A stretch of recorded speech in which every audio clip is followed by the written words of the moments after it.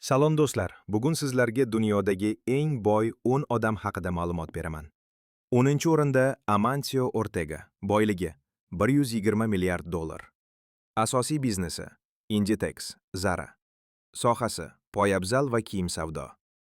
9-o'rinda Steve Ballmer, boyligi $150 milliard. Asosiy biznesi Microsoft, sobiq bosh direktor. Sohasi texnologiya. 8-o'rinda Warren Buffett, boyligi $154 milliard. Asosiy biznesi Berkshire Hathaway, investitsiyalar. Sohasi investitsiyalar, moliya. 7-o'rinda Bernard Arnault va oilasi, boyligi $181 milliard. Asosiy biznesi LVMH, Louis Vuitton, Dior, Sephora va boshqa luks brendlar. Sohasi luks tovarlar, chakana savdo.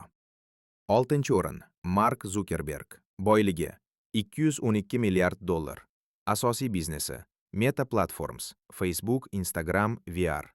Sohasi texnologiya. 5-o'rin Sergey Brin, boyligi $218 milliard. Asosiy biznesi Google, Alphabet.